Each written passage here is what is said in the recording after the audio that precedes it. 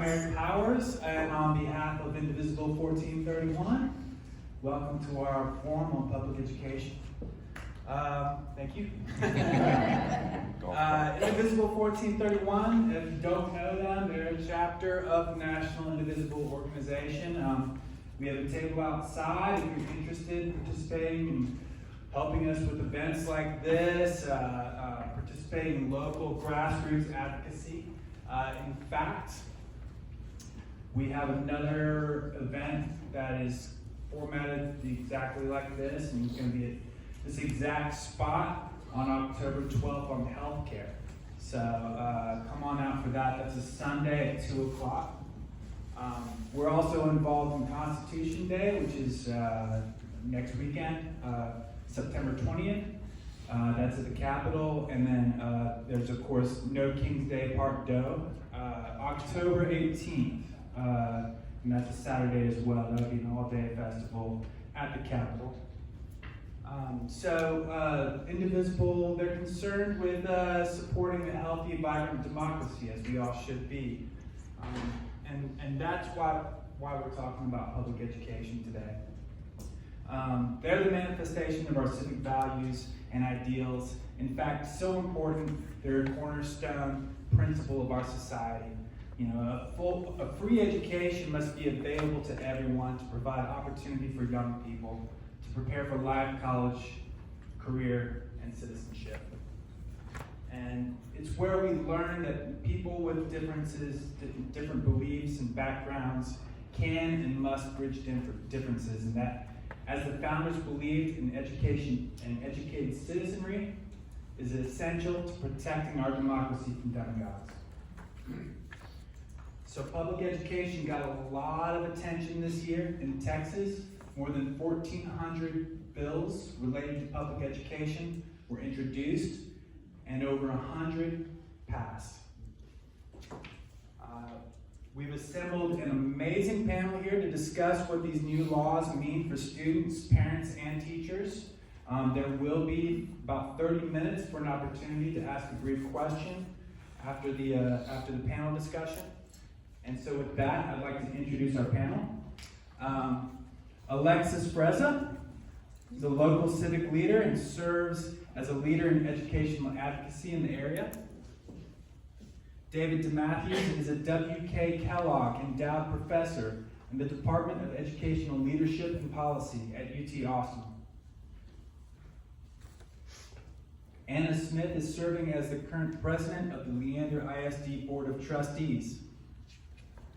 And then finally, we have Jaden Edison. He will be our moderator. He comes to us from the education desk of the Texas Tribune. Thank you, Jaden. The stage is yours and our esteemed panel.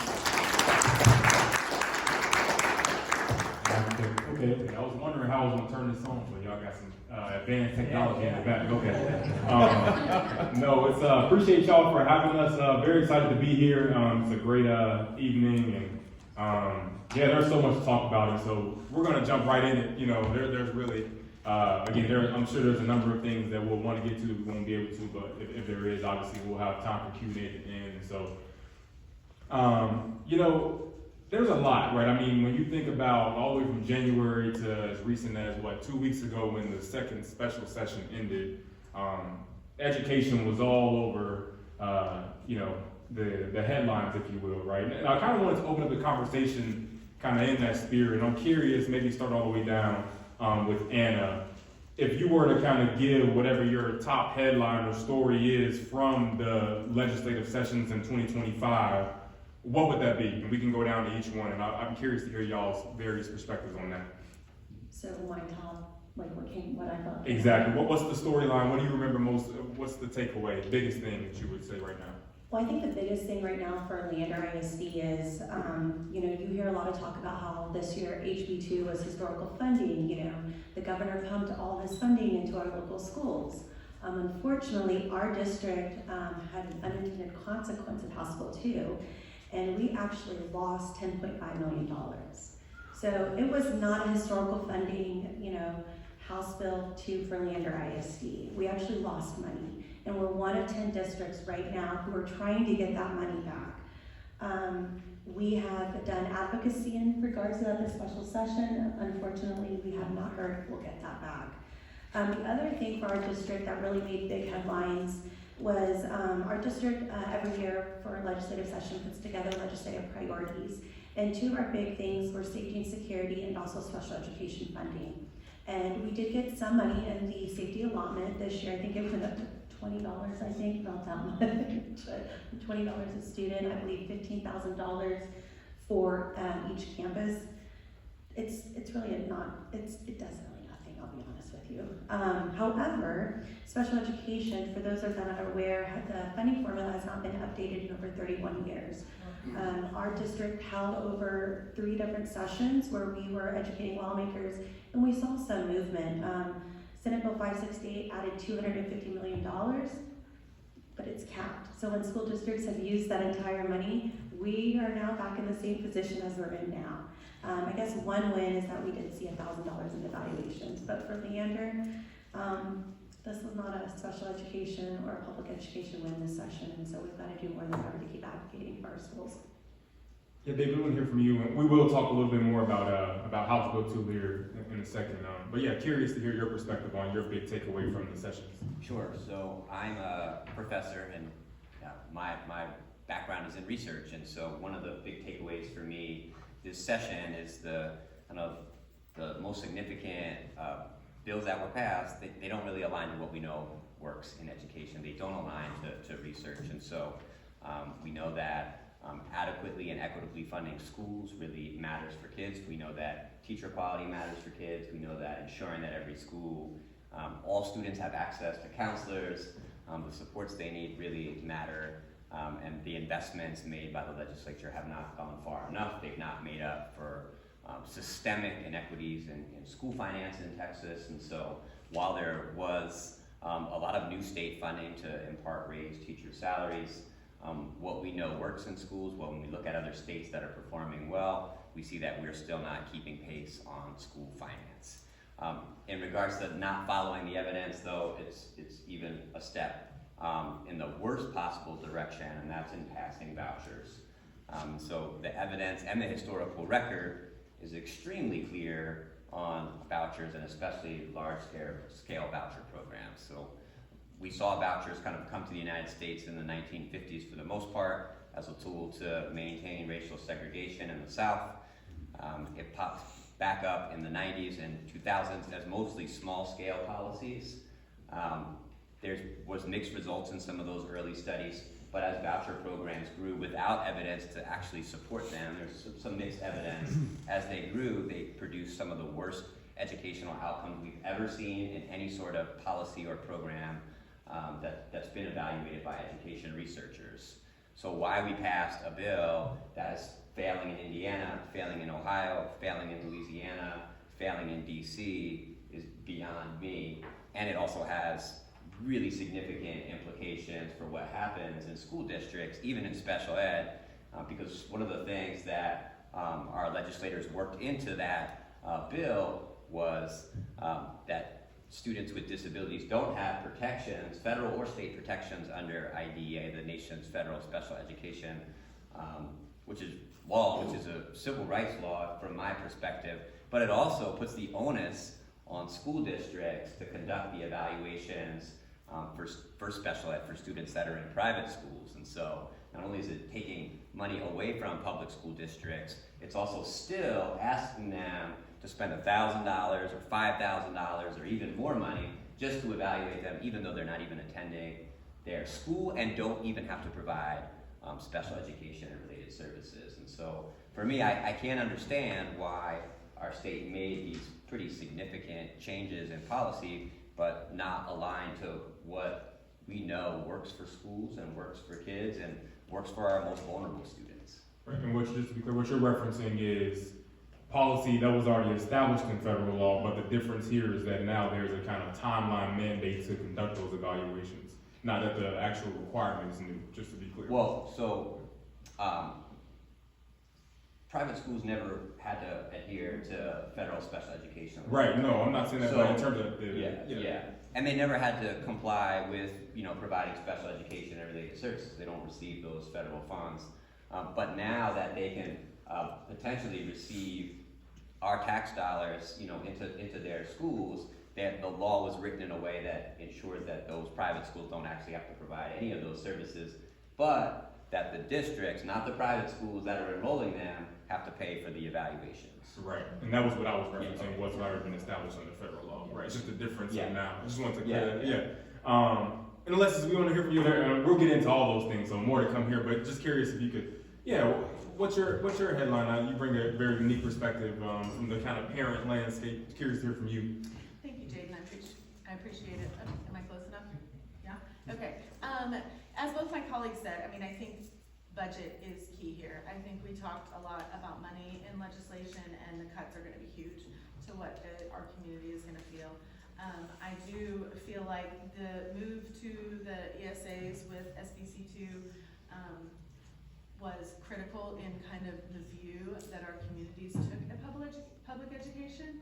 I feel like just the overall climate on campuses is very different. I feel like opening up options is very important, but the things that David has talked about, that the loopholes have changed for some of those private schools, really kind of paralyzes some of the public education systems that we know and I think we depend on. I very firmly believe that having a community that is well educated and provides high quality education is really important.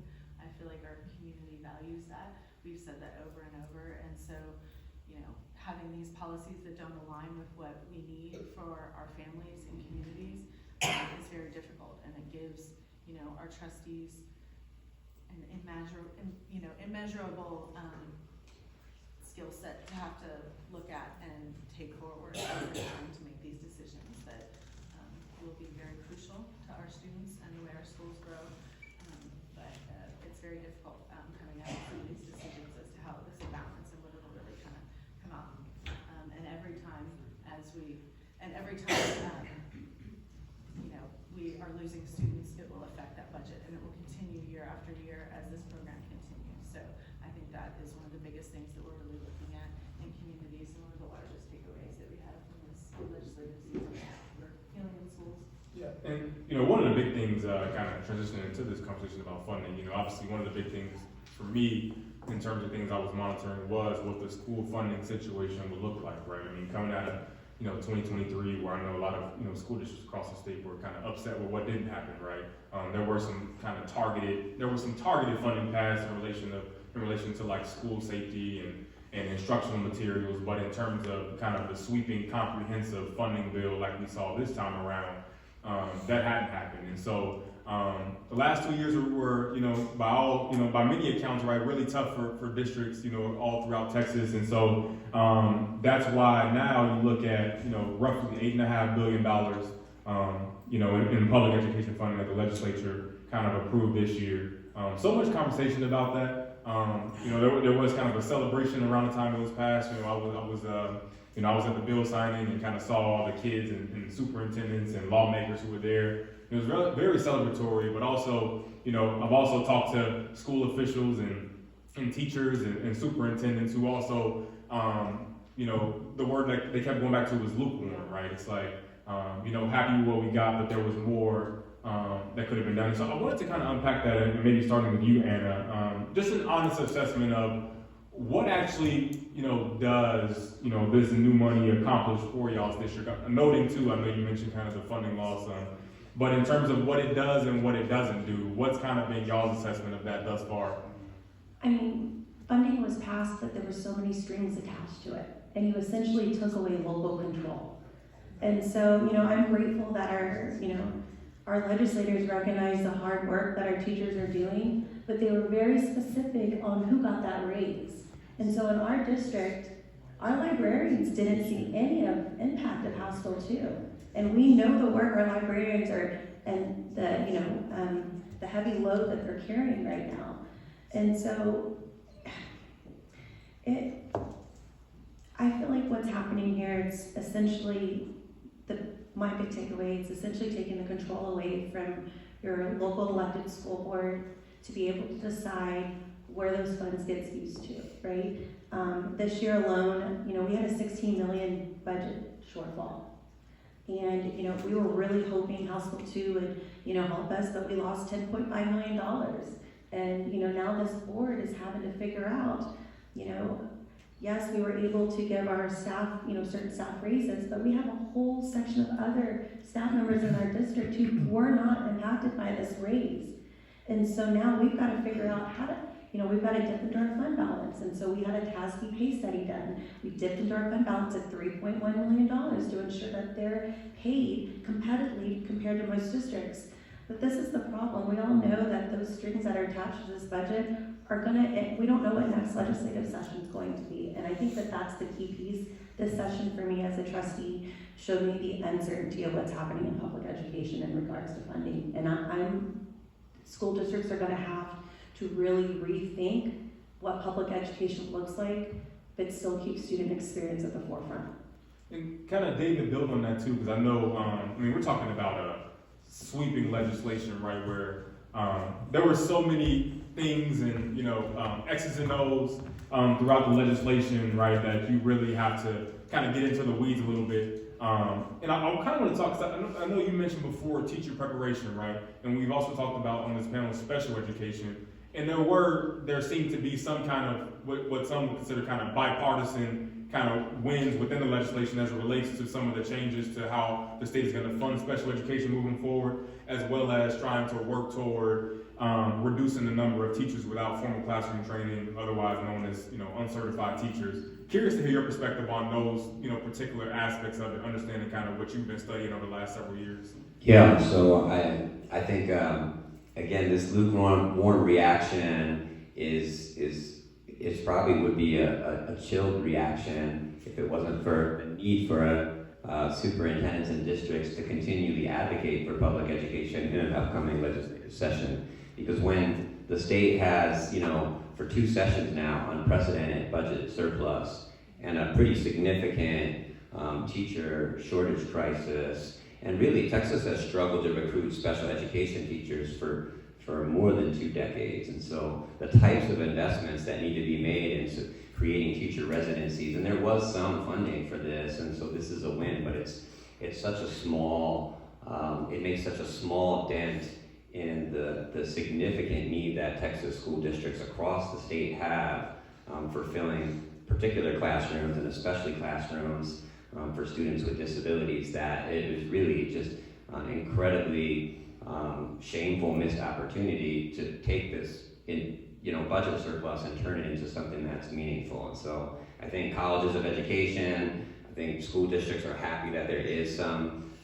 emphasis all around preparing the next generation of teachers. But at the same time, when you look around, why would any young person want to go into teaching right now? I mean, the profession is under attack, public ed in general is under attack, and there are some raises and there's some things, but the state really needs to do a lot more, and they've just kind of been unable to do those sorts of things. And like you said, a lot of the money comes with strings attached. And so actually, it's great to pay teachers, well, it's great to pay them for performance, but we have a comprehensive workforce problem at this point in Texas, and we're not addressing it. And so I think that's my big concern, is that they have for 2 sessions now the opportunity, given those funds. Most states don't have budget surpluses in $20-30 billion, but they've missed the mark.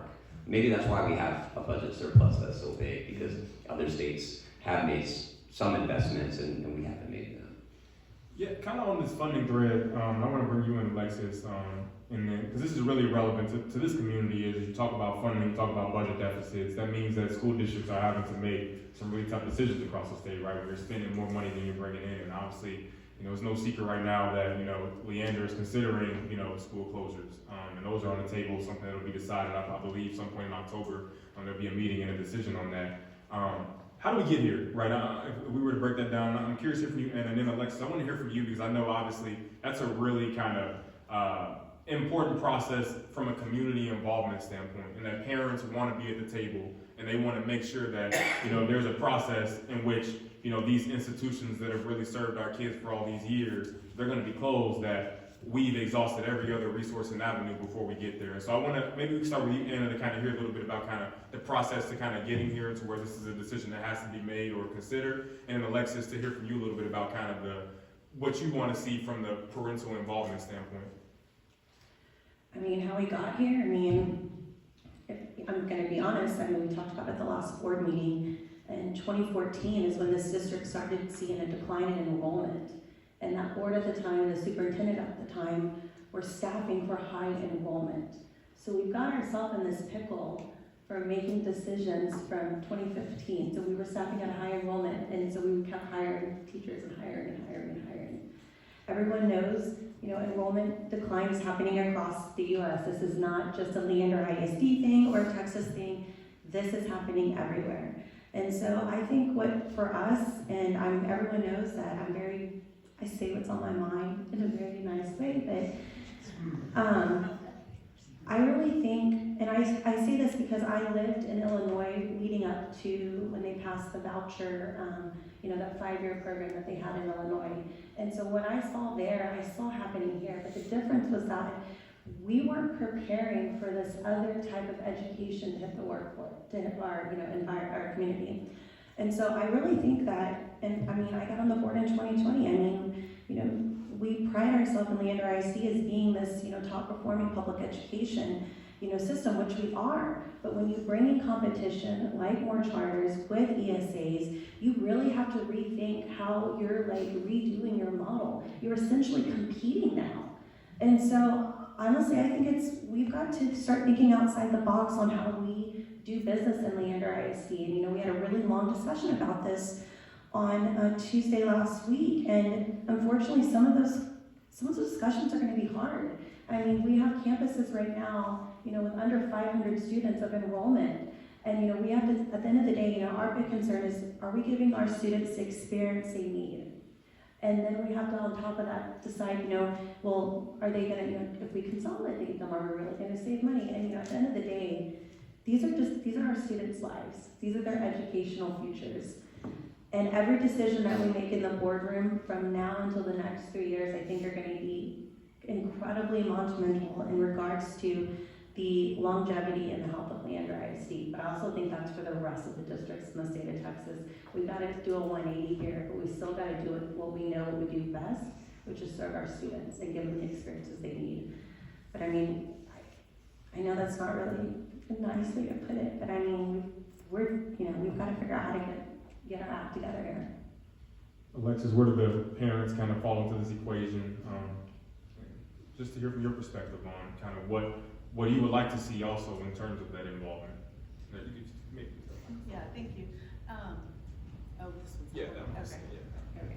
Whoop. Okay. Yeah, no, thank you so much, Jaden. So, I mean, frankly, coming out of the legislative season, I feel like it's a little too late with some of the budget conversation. Is really what our trustees are looking at, right? Like, yes, we had some of these new funding opportunities, but ultimately, it's such a gigantic deficit. Like, we're looking at unreasonable options, and I think that's how we came to the school closures. You know, as much as redistricting has been very difficult, I think ultimately the conversation has to look different. We have to come to the table with new options, and sometimes that is school closure, and that's a hard place to be, and I don't want to be at the table having to make those decisions. I do not at all, not jealous on those conversations, but it's important to have those and for the community to come out and be involved. So I think that is what we can do as families and parents. So you and I were speaking a little bit before our forum about the difference now from 10 years ago when I'm with the Capitol and some of this advocacy stuff. And I feel like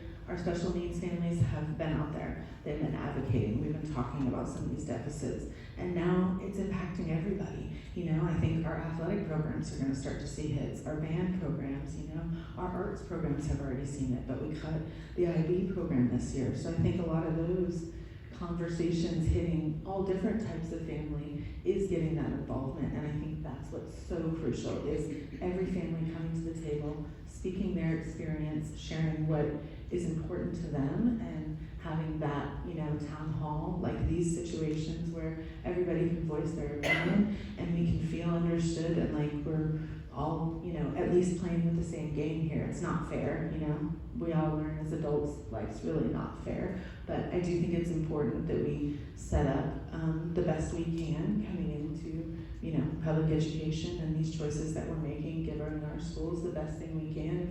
Unfortunately, if we have to look at closing some campuses to give, real opportunities to some other ones or equal opportunities across the whole district, I hate that conversation, but I think that's one of the ones that we have to look at now. Can I add something to that? Sure. I know it sounds, gloom and horrible, but I think it's also given our district an opportunity to really pivot into what public education is going to be like for the future of Texas. The city of Leander, for example, we have charters coming in there. This is the first time our district is seeing an expansion of these national charters come in. And we have to remember, Leander's like, the 5th highest growth city. When you go to other states across the country, charters aren't viewed in the same light like they are here in Texas. That's just your normal local public school you go to. And so I feel like we're on an opportunity to really, how do we do what we do best? And that's educating our students. And so speaking of, these lower enrolled schools, some of the conversations coming out is, well, how do we make a K-8 academy? How do we make a magnet school that's gonna draw in students? Like, it goes back to that competition piece. And I feel like for so long, because of how large of a district we are, we did what we did was best, right? Just, this is what we do every year. And I feel like this is a year that we can really make some strides and give that choice that some of these parents want, but that choice lies in your local public school. It's a good segue to talk about choices. I was going to actually bring up next kind of, one of the other kind of big, major, really storylines coming out of the 2025 legislative session was, Texas, after, years and years of fighting to get this across the finish line, was able to, pass legislation authorizing, now it will be from day one of the largest private school voucher programs in the nation, otherwise known as, education savings accounts or school choice, whatever terminology folks decide to use. But nonetheless, I mean, this is a huge deal in the grand scheme of things, right? We know at least at minimum, right, to start off, right, it would be at least kind of $1 billion going toward that, though we know the projections kind of have that soaring, down the line, and that kind of is in line with what we've seen in other states as well. But David, I want to bring it to you and kind of hear from you a little bit of, you can just break down for us, I mean, from your perspective. I know you've done a ton of research on kind of the history. I know you care a lot about the kind of, you talked about before, the special education components and what that impact will be like. But ultimately, kind of in the work you've done, what have you kind of, what's been your conclusion in terms of, how you see this changing Texas's kind of educational landscape as this gets off the ground and into the 26-27 school year when the program officially launches? Sure. So just to step back, right, the idea that you can create an educational marketplace where competition drives innovation and effective instruction is, researchers have consistently found that education marketplaces don't exist, and they actually violate kind of the classical economic principles of free markets, right? You need good information, you need free entry and exit, you need to have low transaction costs. Education has a lot of positive externalities, right? So you can't just pay, the single individual can't just pay for the education and it only benefits them, right? The investments we make in education, even a parent's investment in their child's education benefits society. These are violations of free market theory that undermines even the idea that a competitive education marketplace can exist. And so, having charters in your district is really not going to create a marketplace where there's innovation. We don't see that. And a lot of the biggest charters in the United States now, they look almost exactly like public school districts. And in some ways, even some of my own criticisms of charter schools in Texas, some of the larger ones are now enrolling more students with disabilities and facing the same backlogs and other things that traditional public schools do. And so the logic fails. With vouchers in Texas and this very large bill, I think there's lots of concerns around who it's going to serve. And one of the biggest things is, so this is a $1 billion bill right now. And with 10,000 vouchers, roughly, you do the math, you'd assume there's about 100,000 vouchers that are available to Texas families. Is there 100,000 seats available in Texas's private schools? Absolutely not. And so the first thing that this is a transfer of tax dollars to private school families who are already enrolling their children. The legislature likes to kind of paint this in a way where they have, there's going to be priorities for low-income families, which aren't, some of their measures of what low income is kind of laughable, but that's besides the point. But there's not 100,000 seats open. TEA, I think, at best estimated 20 to 25,000 seats. So that potentially means $750 million can go to families already sending their kids to private school to subsidize their private school education. And so I think this is a very problematic investment. It's not going to create a marketplace. It's really just going to turn that money over to families. And then, again, as I said, those don't have to serve anybody, really. They have kind of complete control over who they admit, who they deny, or who they throw out. Public schools don't have that. Again, in a market, there would be an even playing field, right? So a public school must always take the child that resides within their boundaries. That child belongs to them no matter what happens. In this bill, there's no ownership for those private schools. So they can throw those kids out without any due process. So I think there's just lots of issues. I'm not going to go on and kind of talk about history, research, but really just the idea that this is going to create choice and it's going to create a competitive market. It hasn't done so anywhere in the United States, and it's very unlikely that it's going to happen here.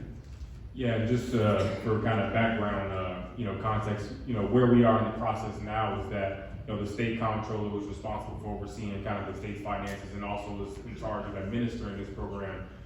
They're very early in the process of figuring out which organizations are going to help run the program, and so that's something we'll probably have clarity on here in the next several weeks, leading up until around next late spring, summer, when the actual rules for the program by statute, by law, have to be established, rolling into the 26-27 school year when the program will launch. I wanted to kind of transition because kind of building on it, I think part of the reason that we've heard from Texas state officials, the governor and top, people in the legislature, as to why this is necessary, right? Aside from, conversations about, how they feel or where they feel kind of academic outcomes are, which I know there's a whole conversation about, whether or not these programs actually do the things that folks are saying, but just bear with me here is, we hear a lot about that, but we also hear a lot about kind of, a lot of the issues that are also playing out at the national level from,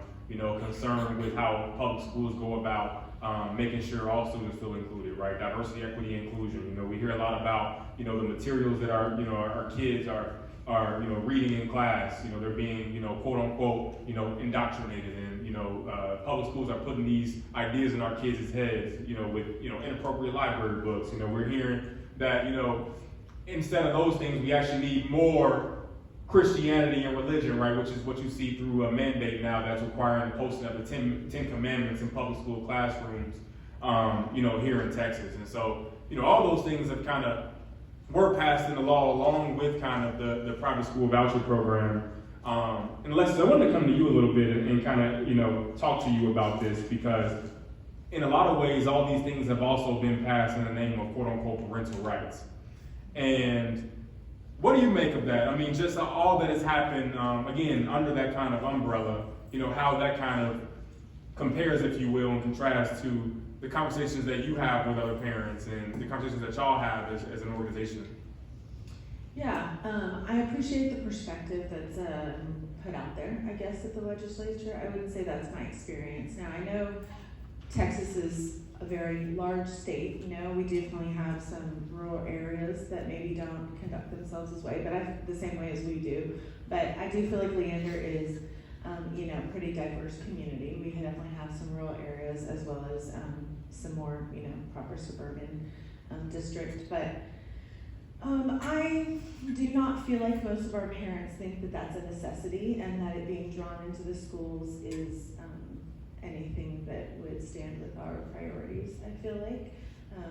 I do think that there are some areas that maybe that would be of their liking more, but I don't think in our area we're big fans of that, yeah. And kind of Anna, going to you, I mean, ultimately what it is, I mean, there are more and more requirements. You know, it was talked about how this was, make no mistake, this was the session about education, right? Coming out of, 2023, where I know there was a lot of disappointment about, really from all sides of political aisle, what didn't get done and what people felt should have gotten done.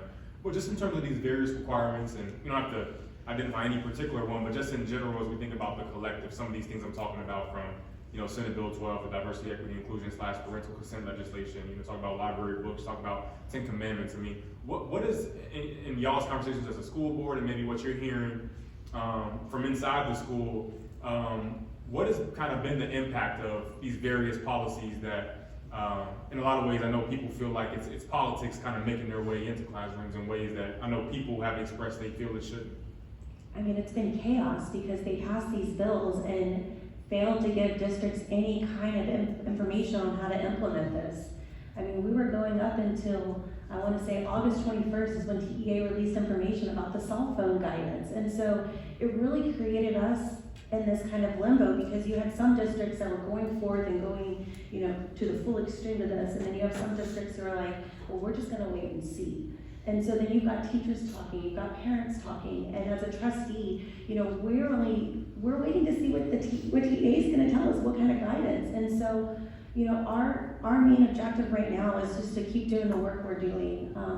Everybody knows in 2021 this district passed an equity policy, and what that policy did was really focus in on closing the gaps for our students, and we have. Our data speaks. And so there's a lot of concern is, are we gonna stop doing the work, that good work, where we are closing the gaps, that we're ensuring that each student is getting what they need? And that's not gonna change in our district. It's not going to. I guess a positive of SB 12 is one thing that many districts don't do is this annual special education meeting. I think that's SB 12 is what it came out of. And what I loved about this, it brings that transparency to special education that is much needed in the state from across the state with other districts. And so yearly, these school districts are gonna have a yearly meeting, just like how we have a public comment for our budget. And they're gonna have to talk about their student outcomes. They're gonna have to face that data. And I'm proud to say this district has been doing that since 2021. I'm very proud of that. And so that's maybe a positive into that. As far as, the parent grievance process, as a parent before I got on the board, I utilized that grievance process a lot. It's tricky and it's hard, but did this make it better? It didn't. All it did was create more red tape for parents and for districts to create this tension between them. But we're really just trying to take one day at a time right now, and it's just unfortunate because our community elects school board representatives. That's who represents their community, and I wish our local lawmakers would really understand that because, yes, they wanted to talk about parental rights and what this gave, but on the flip side, House Bill 6 destroyed parental rights. And so it's just, if you're gonna do parental rights, let's do it across the board then, not pick and choose what's gonna fit your political agenda. Can I just add something? So for more than 50 years, Gallup surveys parents on their support of their public schools, and then they survey the general public. There's been a decline in the general public's perception of public schools, but not of parents sending their kids to public schools. And so that's interesting. And so I see this whole movement as just a politically manufactured crisis, talking about CRT, talking about trans students, talking about parental rights. Really, the right that almost every single parent I've ever met in my life, as a teacher, as a school administrator, as someone working in central office, they want the right to have their kid to go to a great school with a rich curriculum, with teachers that are trained, that care for them, and when their children is in need, they have a counselor, or a nurse, or a librarian, or some caring adult there for them. I've never heard a parent say, I need a voucher. I've never heard a parent say, I need to inspect my teacher's books and what they're reading. Those things are coming from this artificial movement that is undermining public education, I feel, to then push other agenda, because it's just not there. It's just a manufactured issue because parents overwhelmingly do support the schools that educate their children. You know, I was going to ask, just to kind of transition as we kind of wind down with time here, we'll get the Q&A here shortly. You know, there's this one issue that it's kind of, you know, you talk about kind of divides and partisanship and things of that nature, but, you know, when we get to the topic of cell phones, I find that that's one where, you know, it's not as clear cut as that, right? I was in the school district last week, and I saw, you know, these 16, 17-year-old boys walking around with cassette tapes, right? 'Cause they didn't have their cell phones. They got CD players that I haven't seen since like 2007. So it's been interesting. But what we're seeing across Texas, right, which I know has gotten rave reviews from, and I know educators and many families have been raving about it. But also there's a kind of concern when it comes to cell phone policy about the safety component, which always seems to be the kind of recurring. I would say the one kind of overarching thing that people have a concern about. And I'm curious to hear from our district folks here kind of how Leander kind of went about talking about the kind of cell phone, you know, situation, and then what you're seeing kind of the early returns here over the last couple of weeks, you know, in school, as it now is a statewide situation. So about maybe 2 years ago, we've had schools already in our district already implement that. My child's middle school, I remember that's the first school I encountered as a parent that was no cell phones. And I'm like, how am I gonna know if she has lunch? But it works. And you know, we've had other campuses pilot these cell phone, you know, mandates. I think though, you know, no one's gonna argue that, you know, it's a distraction in the classroom, making a TikTok, you know, mom texting if you have lunch, you know, but I think though and I had some really in-depth conversations with our representatives who supported this bill. Because on the flip side, yes, this is great, but one, you're taking away local control. We were already doing this in our district, and we were able to do it in a way that fits each and every campus in their own particular way. But most importantly, I don't think a lot of our legislators and those who support this bill understand the impact this bill has on our CTE classes. And so we've already spent an additional $70,000 this year on equipment because our students can't use their cell phones, say for yearbook, for band. Everyone knows this is a band district, and we use band in the classroom. We can't do that anymore. And so right now we're finding these, you know, not opportunities, we're finding instances where I know cell phones are not appropriate in the classroom, but our students are using them in ways that help them with their learning and help them with, you know, a CTE course. Like my daughter's in yearbook, and we're going back to the whole tape record. I mean, it is like old school, like early 90s recording stuff.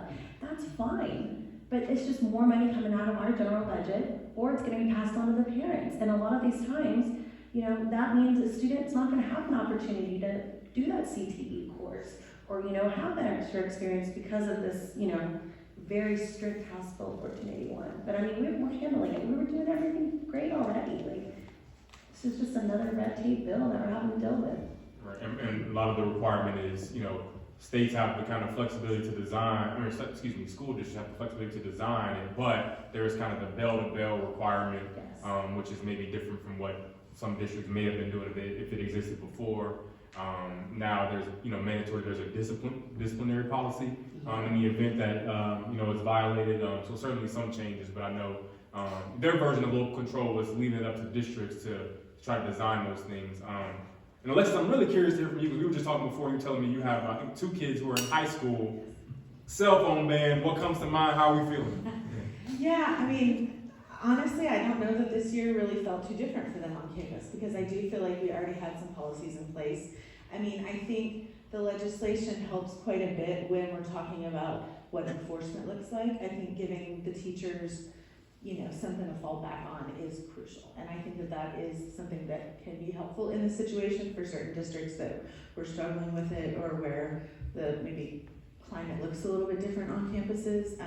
Yeah, for my sophomore and junior, I think it's pretty equal to what it felt like for the last couple of years from them on campus. They are more careful. They're more aware of the bell-to-bell situation. I know, like, it doesn't come out at lunchtime anymore. There are are certain things that have procedurally changed. And yeah, I'm in full support of having like real conversations at the lunch table and all that. I'm 100% for it, so I think it's been beneficial. Can I add one more thing? Yes, I think the biggest impact we have seen is students in special education and who have a device on their IEP. And I mean, it is written that, a student has it. Yes, it sounds very basic, but that's still, a parent still has to go to an art committee. They still, it's more work and hours that this committee's having to do just to change an IEP. And even then, like, you're running into situations where a student's been on a 504, which is not an issue majority of the time, but because of the way the guidance we're given, we're almost having to be like, okay, well, maybe we need to get you an evaluation, which starts this whole other process. Like, there's just, it's gonna have to work itself out. I know our district in particular has struggled a little bit in that department. Dave, I'm curious, have there been any conversations, I know there has, but I'm curious in your space, in particular in your circle, just about kind of where the research is on this, right? Because I know that it's kind of still developing, in terms of that, like, trying to make a direct connection between, like, student mental health and whether or not cell phones, are actually the cause of, deteriorating or declining. Kind of, what's your perspective on just the research space and aspect of this? So I would say, I started off by saying, the legislative session definitely didn't follow the evidence and research. I do think this is a case where there's mounting evidence that cell phone use, but in particular social media use, is a significant mental health issue for children.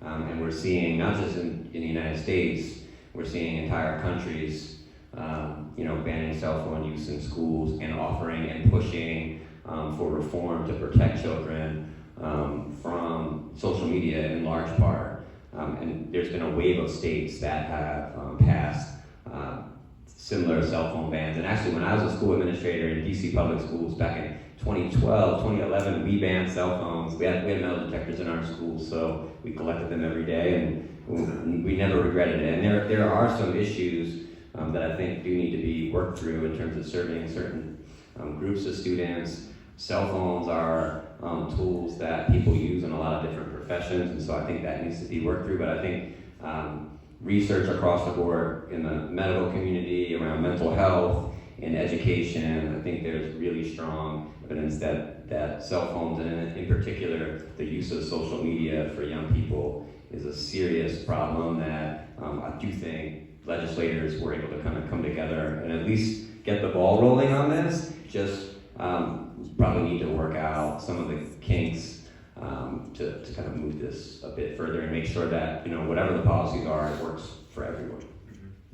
I appreciate the perspective on that. And as we wind down, address one more thing before we kind of move to the Q&A and, and take some questions from the audience. But I want to get to everybody's favorite topic, the STAR test.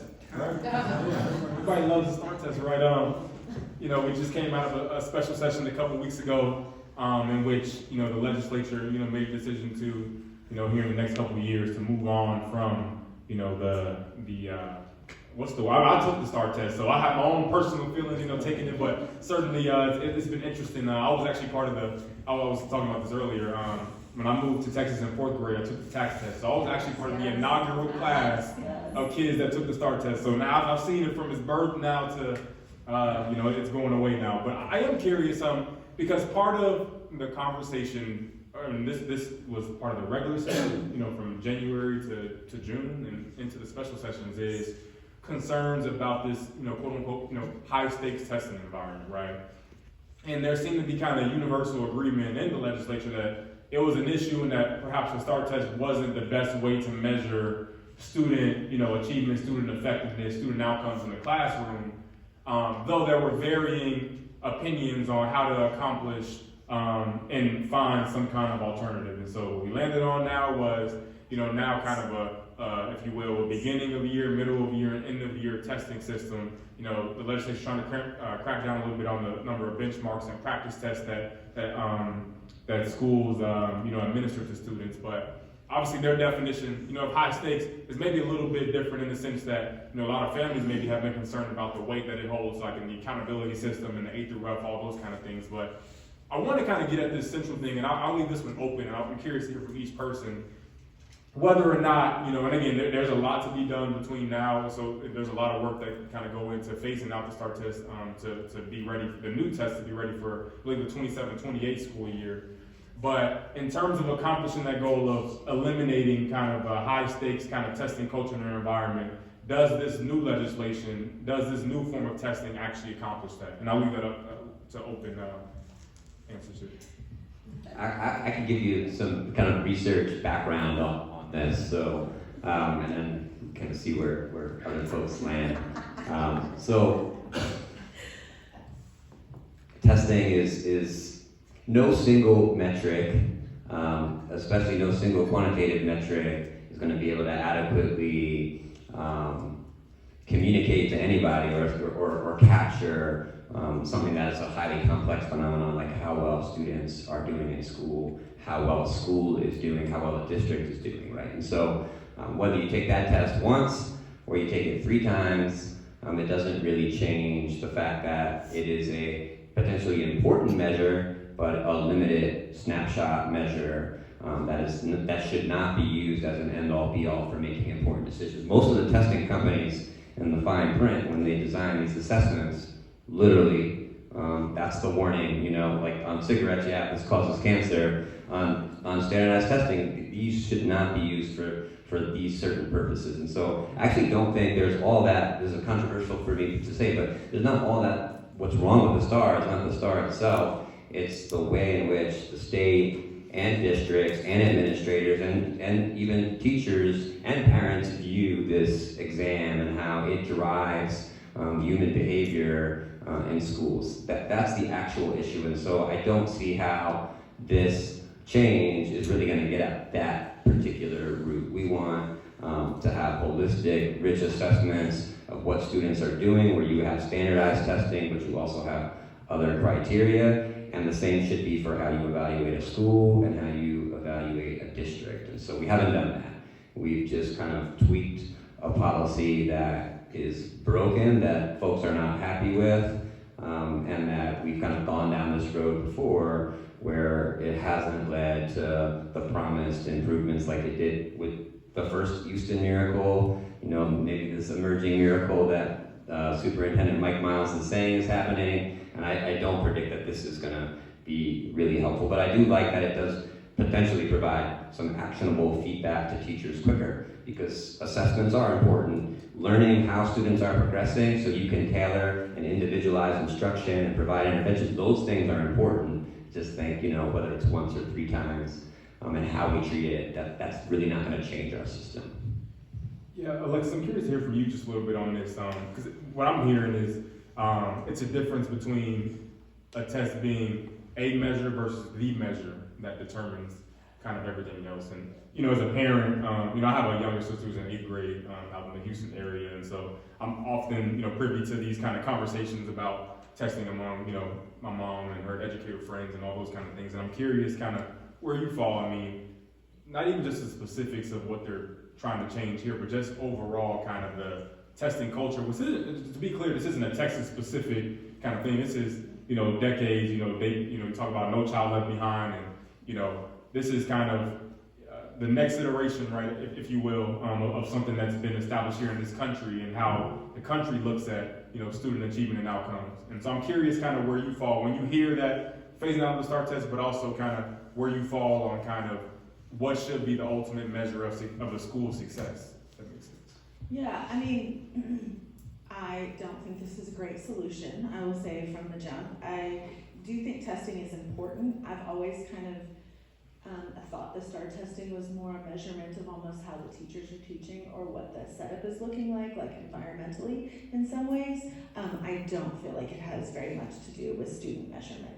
I do feel like, it might be like measurement and data statistics for certain ways for districts, but I don't feel like it's getting a good read for the students specifically, or a measurement of, frankly, what the curriculum is. Very often, the testing situation isn't in line with what they're actually learning throughout the school year or the semester, so I feel like it's very ineffective in a lot of ways. So I'm not a huge fan of the larger tests. I do feel like, often with curriculum, you're gonna have a test after that's gonna give a measurement on how the students keeping up. And then there are additional tests, but doing these STAR testing or tasks testing or whatever they're going to call the new one, I don't think that's an effective measurement of student progression specifically, but even realistically for data for teachers or for schools, I'm not sure it's the best takeaway. And then, just Anna, just giving you the opportunity to kind of chime in if you have any particular thoughts about the changes. Well, I mean, I think HB 8 really was a smoke and mirror bill. I mean, we got rid of STAR, but in reality, you're still testing a student. In our district, we have a really robust community-based accountability system. And so, going back to what you said, David, it is one piece of the puzzle, this revamped STAR, whatever you want to call it. I mean, our district, we do give a lot of assessments. I mean, that is something the board has asked. We want to see, we know what our reading and our math scores are. We've charged our superintendent to close those gaps. And I spoke earlier about our Office of Educational Access. I mean, the board gets into that data, and so we can see very well who are we serving and who we're not. And so those assessments really help us kind of, one, evaluate our superintendent, but two, let us know where are our students at in the system. What are we doing right and what are we doing wrong? But I think also on the flip side of this, our district, I don't know if y'all know, but we won AP Large District of the Year in 2023. We put the test take in this district. Last year we took over 13,000 AP tests with an 86% pass rate. So I think it really goes back to what David said. It's really on how the school district, it's the culture that you make it. It's got to be one piece of the puzzle. It cannot be this whole do or die. But unfortunately, I do know that those annual A through F ratings do impact your local communities. And they do impact your, I'm hearing it right now as we're talking about reconsolidation. That A through F rating now is the big magic thing. And it's unfortunate because there's so many other layers to that rating, and we know they just changed the CCMR and how they rate us. And I just feel like they just keep moving the goalposts for us. But in our district alone, we're gonna lean in on our CBA, our community-based accountability system. And when I go talk to our lawmakers, that's what I'm showing. I can pull up our MAP data, I can pull up, our ISEP data, but then I can start talking about our CCMR. And I can start talking about, well, this is how many students in special education that we've ready, college career ready. We're at 94%, which is amazing. But it's things like that. I think it's the culture. The school district and your superintendent have really got to drive that message that this is one piece of the puzzle and it's not a do or die. Well, that was really, I appreciate each of you and your perspective on these various issues. Definitely want to open it up now to Q&A. So if folks have particular questions for any of the panelists, about anything we talked about or anything we didn't talk about, I guess you could come up to the microphone here in the middle and ask those things. And then we'll and if you do, I was advised to ask folks to not make statements, but to ask a question. So apparently that's a thing. So just hey, don't shoot the messenger. Certainly. So we'll take those at this time if any folks have questions. Yeah, sure. Come on. Y'all can come on up to the microphone and shoot away. Well, first of all, excuse me, thank you for coming and for taking the time. This is wonderful. I'm wondering why isn't the rainy day fund, which is $24 billion, being used at all for any of these gaps? I don't know. We need to ask Governor Abbott about that. I tried. So why? Well, don't you think that's something we should all be focusing on, writing him as a group and getting the word out that how much money he is sitting on? There's lots of reasons, right? There's what we know works in education, and then there's politics and how we distribute resources. And I think, unfortunately, I think there's a lot of Texans that would like to see that money go to helping improve the lives of children and the future of the state. But I think there's a lot of other issues that divide us from having a unified voice to support these sorts of things, whether it's public ed or improving the foster care system or mental health, and it gets in the way of holding our elected officials accountable. And so it's a problem, and it impacts kids and people with the greatest needs. Again, thank you so much. I have a wonderful statement to make, but I'm going to respect what you wanted to say. I'm not trying to go hard, but my question is, why are we seeing a reduction in enrollment in an area where there's so much increased population? So, not charter schools, because my understanding charter schools are public schools, so I get that. Is it because people are already opting out? Or what's going on there? What's the reason? I mean, we know how high interest rates are. People are just not moving, is what it is. And so I can't remember, it was a Chalkbeat article, I believe. And they were talking about, there's like some studies that are being done right now from like 2021 where you saw the high interest rate and you saw people just kind of stand still in their houses. I mean, it's like a combination of one choice, which does play an impact. After COVID, students just didn't come back. We're seeing this decline from K through 3. For whatever reason, they're just not coming back. But for some reason in 3rd grade, they are entering the system. So, but you don't know where they went? No, we don't. We don't. And we have a demographer that comes in twice a year. I mean, right now, like our projections, we're only down 703 kids for what we projected last year. But no, we don't know. I think overall, if we're looking at our district, so Leander, the growth more on the north side of our district is growing. But if you look at Cedar Park and the southern portions, especially the Steiner Ranch area, a lot of Cedar Park, the price of our housing, if you're looking at just the overall economy, we're not bringing young families in, which is a lot of it. If you look at our growth patterns 20 years ago, we were building out elementary schools because that's where the growth is. But we're just not, I think families can't afford it. And then a lot of times when families do age out, your kids are graduating, you're not able to really downsize in the way that you were before and leave those houses for young families. So I think the way that that's affecting our communities, especially our schools, is very difficult. And so I know some of our schools in the north are over capacity, over 100%, whereas our ones in the south are, we're looking at 40-50% on a handful of them. So redistricting and lower on some of them, and and redistricting brings whole new issues with the buses and all kinds of other patterns as well. So I think that they are leaving in some areas, and it won't recover in a way that we can really maybe make the budget make sense in time. Yeah, just to follow, I was wondering if, because I have 2 daughters, they're not having children. I work in school, and we've got young teachers, they can't afford it. They just go, I can't afford it. I'm very young. So I was wondering if that decision. That is contributed. We had on August 21st, we had a board update from our demographer, PASA, and it goes into that. Like the birth rate is declining. People are not moving. But it is, our district is 200 square miles, so Alexis is right. I live in the very tip of Leander, and my kid's elementary has 874 students. When you come to these schools down here on the south side of Steiner Ranch, you have 300. Yeah. And so it's a problem that's happening all over, and it's the board has tasked administration to go find those students. I mean, when we did an open records request with TEA last year to see where are those students in regards to charter, who's left. So about 2,000 students in our district have gone to charters, but they're just not showing up. Those other students that we're trying to find, but we're doing some initiatives to get out and try to find them.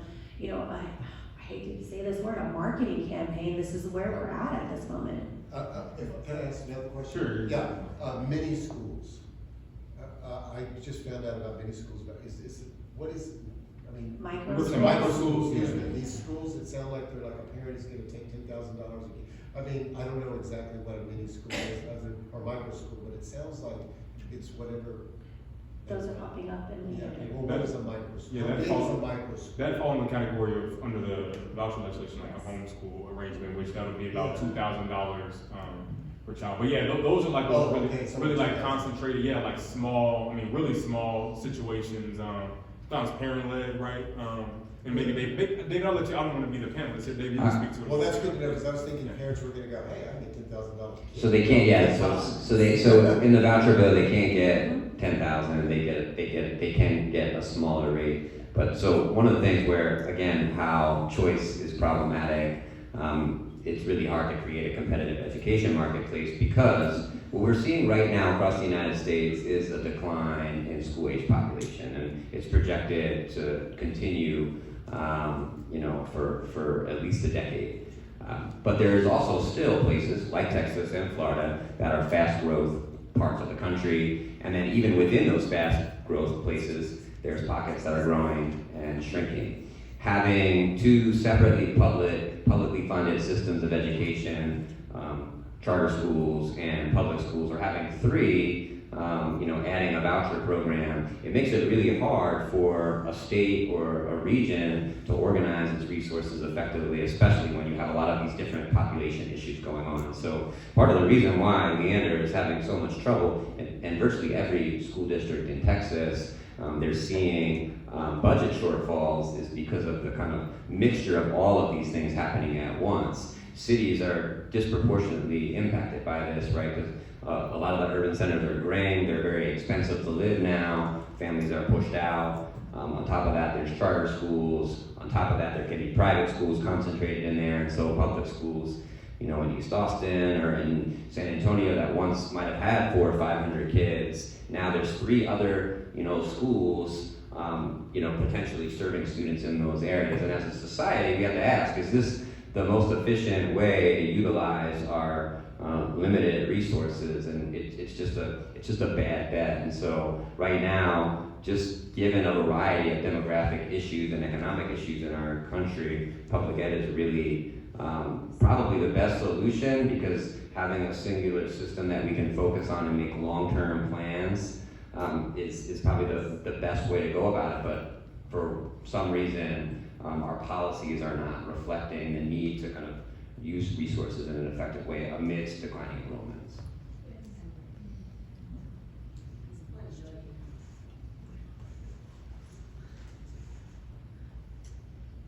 Hey everybody, thanks for coming out. You guys are doing a great job, I'm learning a lot. I wanted to ask something related to Senate Bill 12, I think, which is a lot of the parental rights, I believe, is that right, Dee?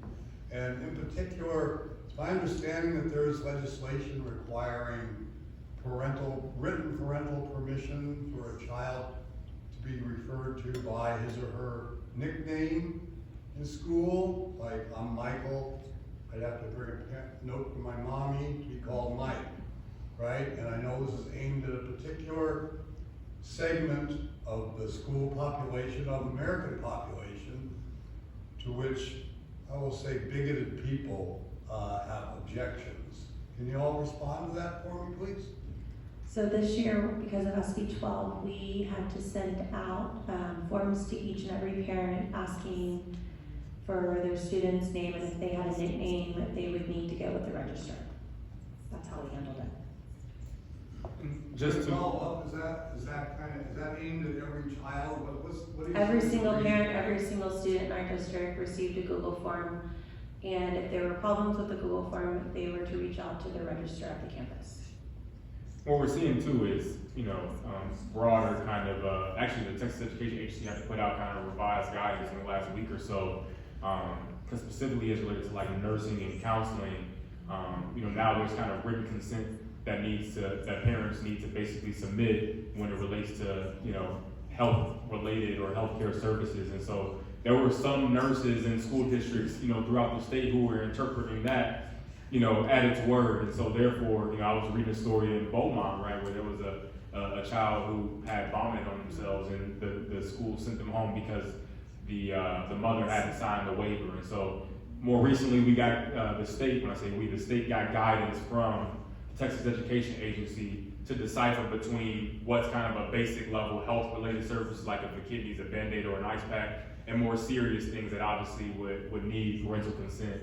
So there's been some, already in the early weeks of school, some confusion and kind of back and forth about that. And so they're having to make some kind of clarifications and make sure that folks kind of know how to interpret the law. So just to add that as some background context about what's going on at the ISD level.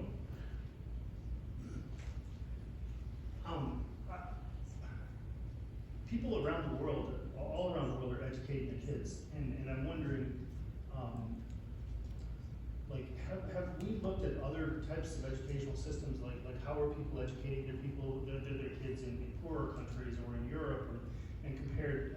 I think we're trying to reinvent the wheel here, but are we looking to see what other kinds of wheels are being used around the world, and where should we be looking for outside ideas? Yeah, David, might have a good question for you. That's a great question. So, Finland, Korea, Singapore, right? They get a lot of recognition in their countries for, you know, producing, you know, high outcomes. I would say, and there's things that we can learn from a variety of different countries and contexts, but each country has to also be very considerate of the population that they're serving and the extent to which children's needs are being met. And so our country is one with both vast resources, but also vast economic inequalities that manifest in some children getting access to high quality health care and having all the resources they need at home to be successful, and others don't have that same access. Where in certain countries, particularly, you know, like Finland, there's a very, very strong social safety net, and so students have a lot of those needs met, not at school by their teacher or their principal or their nurse, but through a different system. And so kind of keeping all of those things in mind here is really important, and it really explains, if you look at the wealthiest kind of 10% of American students in the United States and how well they perform on standardized tests, they perform really good. You look at our bottom 10% in terms of their economic income and their access, they don't perform so well. While schools are really important and while teachers are really important, they are not the most important variable in predicting students' outcomes, right? It's families and what they have access to provide to their children. And so I think that explains not what's happening in the schools, but what's happening in the entire child's life, in the family, in the community, the resources they have access. That explains the overwhelming amount of the differences between kids. And schools do matter, but those other factors are also critically important. Now, that's not to say there is a lot of things that we could do better in our public education system. In a lot of the countries that do have really high-performing students, teachers are paid exceptionally well. They go through more rigorous teacher training programs. There's a culture within a lot of their schools where teachers are doing lesson studies, they're evaluating each other, they're observing, they're innovating. And there is often standardized testing with pretty high stakes for students in terms of their trajectories, but there's high stakes with a lot of supports versus, you know, high stakes without a lot of investment in teacher quality. And so, you know, each country is different. I think the main things we could learn here from is that schools should not be on the hook for providing the whole range of social, emotional, healthcare issues for students, right? We need a stronger social safety net for our most vulnerable human beings, which we don't have here, right? There's thousands of kids in Texas that have serious mental health problems that can't even access mental health despite being in distress. Those things, if they're taken care of, and the state does more there, our nation does more there, then I think focusing on that teacher quality piece would really be the things that we could take away. And I do think we would see pretty quick improvements overall in our system. Even on that one singular star or this new star, a lot of our issues here would go away if we worked on those two pieces. I think to add to that though, in Leander, we're known as a PLC district, a professional learning community. We give our teachers an extra professional learning period. And a lot of what you said, teachers evaluating each other, teachers learning from each other. We had an audit done recently and like 87% of our teachers felt like this is a district to come if you want to learn and better yourself as an educator. But on the flip side, these are some hard decisions we have to make. Like, this is something we're known for. We've seen the impact that it's had not only on our students, but on our educators and how they're able to grow in our system and become even better, you know, educators themselves. But now here we're talking about our budget deficit, and it's like, do we get rid of our PLC time? And what is the impact that's going to have on our educators? So it's just, we're at a crossroad right now in regards, but I feel like some of what you said, David, we do a little bit of it, but that funding piece, man, it's a huge piece to this. Yeah, and to add on what David was saying, so my sister actually moved with my nephews and my niece to Scotland, so I'm very familiar with the educational differences there, primarily for the special ed and the services that they get. But I am constantly amazed that it is societal differences that I think really make that such a huge change. Yes, education is different, but the way that the culture embraces all of those things, the I mean, frankly, just the living cost of wage for every person, having a teacher, being able to support their family on that, looks very different. So I do feel like, yes, we can look at schools in other countries and other societies, but there are so many other elements that play into that I feel like it's difficult and maybe not a fair comparison for Anna when she has to sit at the table and make those choices in some ways. So just, yeah. I have a really unfair, loaded question, and it's really for David, but Anna, and of course Lexus too, and it's kind of piggybacking on what you guys were just saying, but what is your definition of a successful school? Learning is something that can happen at school, but learning happens all over the place. So in terms of a public school, what's your definition of success? Thanks. That's not a loaded question, that's a great question. That's a question, instead of talking about STAR scores when they come out, every parent, school board, superintendents, principals, professors, journalists, we should all be talking about that question. So, I think that's a fantastic question. I do think test scores are a part of a successful school.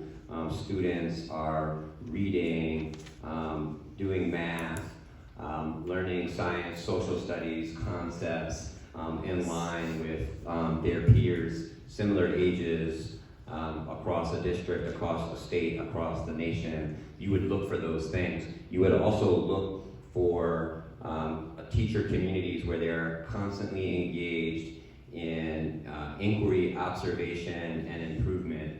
And you'd look for a district and a school leader that is supporting that growth while setting strategic priorities in line with the community. And so there are lots of examples throughout the country where school districts and schools have a more holistic system of evaluating what they're doing and engaging in continuous improvement, sometimes even inviting families, nonprofits, the business community in and participating. And so when I was in DC public schools, the middle schools were really struggling with a variety of issues, and we didn't figure it out. There's a lot of challenges, but we had this exact model. We were still held accountable for test scores. I was evaluated based on our student achievement scores, but also we had a community rubric where we trained people to come in, interview teachers, observe classrooms, review key documents, including special ed referrals, the extent to which students are receiving interventions,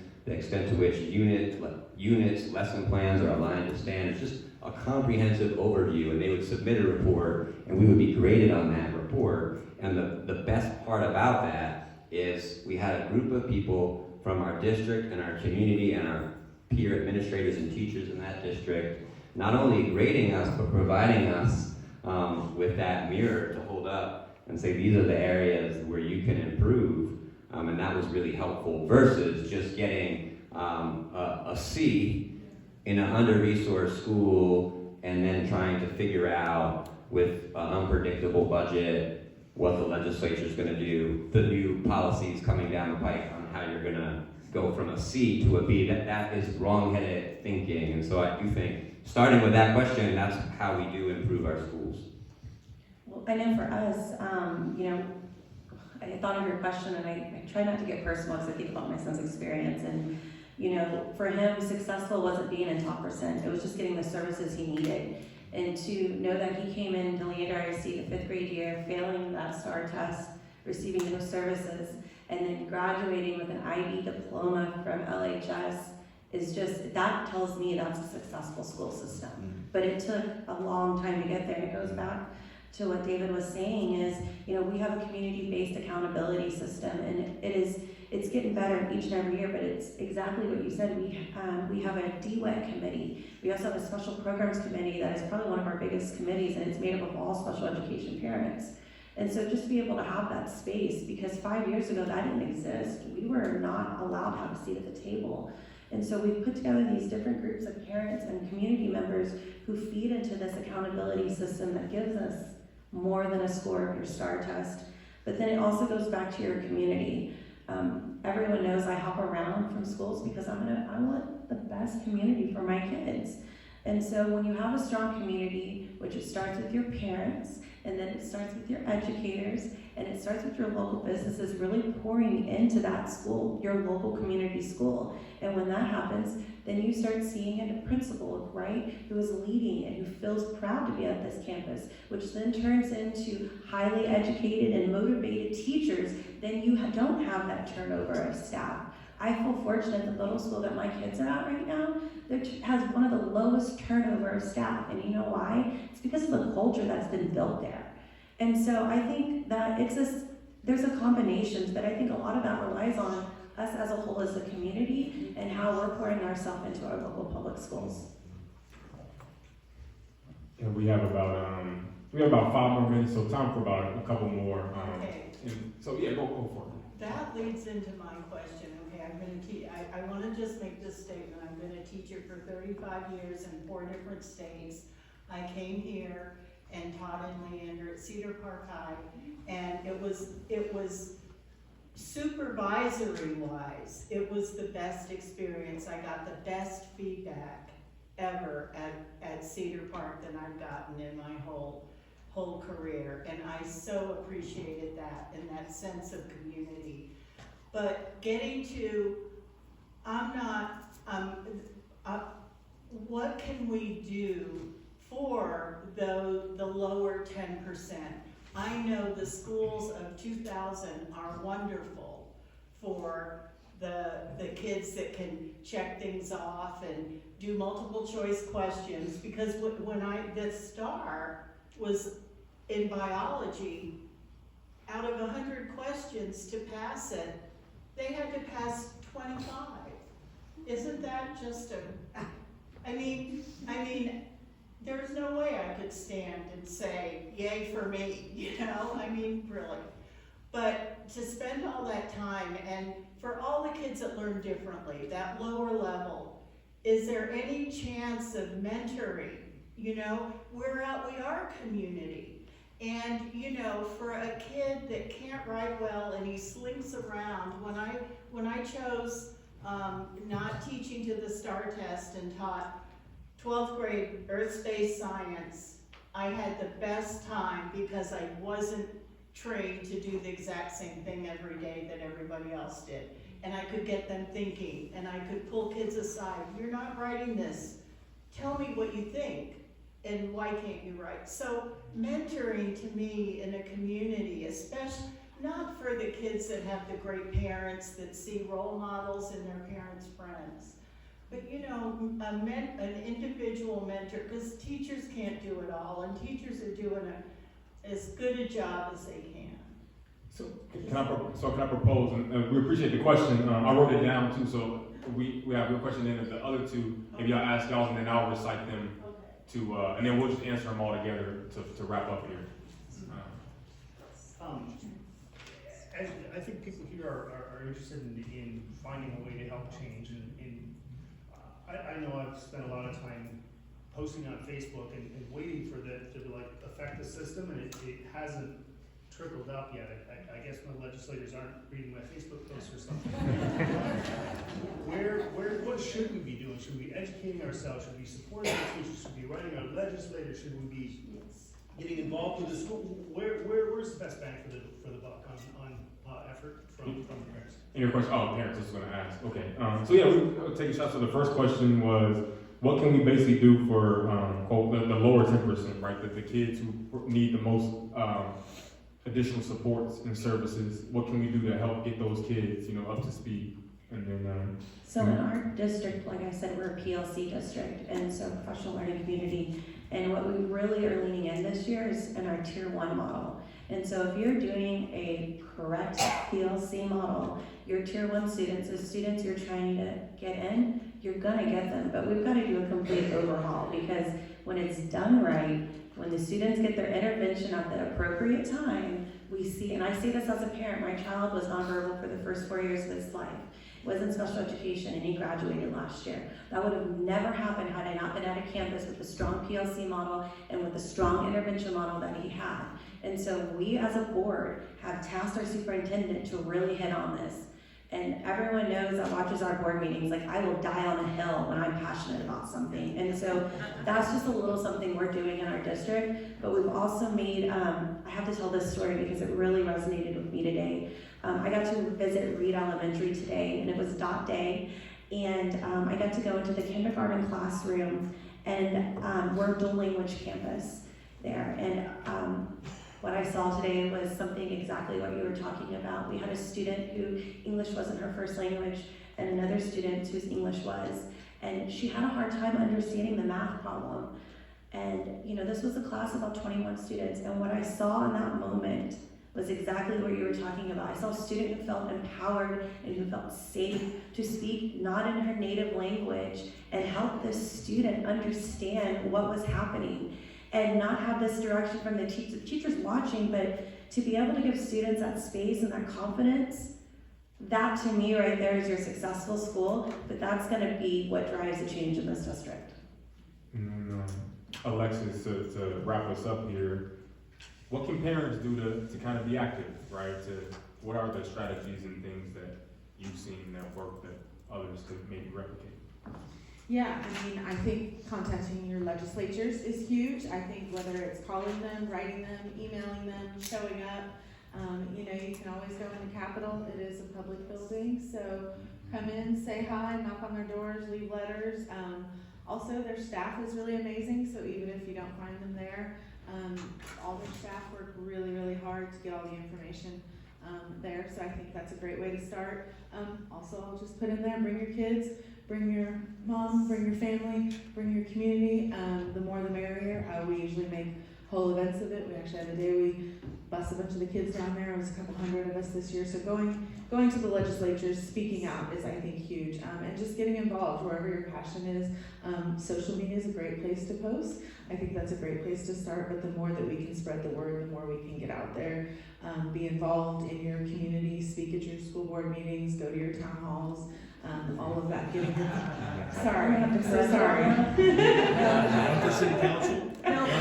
Or your city council, yes, please come and, I think that's important. But you don't get a back and forth when you come speak to us, and I think that's the key piece in this. I want to hear your voice, but we can't have a back and forth conversation. And trust me, I use citizen comments all the time before I got on the board, but I do want to say that the board has a very high active legislative committee. We've done calls to actions where we've hosted parents at the Capitol. And so now more than ever, you're going to see those call to actions come out. In particular, this House Bill 2 and this unintended consequences of the $10.5 million. In the next couple of days, you're going to see something come from our district. So follow our social media channels. Reach out to me. Reach out to any of the other pro-public education candidate school board members on our board, because we are going to ask our community to start messaging our local lawmakers and Mike Morath, because that's the only way we're going to get things done. But also, great, go to the Capitol. I need y'all to join some local school committees. That's where the change happens. And it is like pulling teeth to try to get anyone in our community to join a committee. If you want change and you want to have your voice heard and you want to sit at the table, join a local school committee. And if you have any questions about it, reach out to me. And read and donate to the Texas Tribune, shameless plug. Round of applause for our panelists. Yeah, thank you so much. Anna, David, Alexis, everything, and thank y'all for coming. It's great to see y'all, and hopefully, I know we're still kind of near the, beginning of the school year, so there's always a lot of questions and changes and things of that nature. So I hope this panel was able to kind of bring some information maybe you didn't have before, or if you did, to add on to, your knowledge base. And yes, stay tuned with us. Obviously, you know where to find everybody. And then, I am serious about reading the Texas Tribune. We cover government, public policy, and politics all across Texas. I cover public education, K-12, but we have people doing work in healthcare, higher ed, the economy, so on and so forth. So along with that, we want to.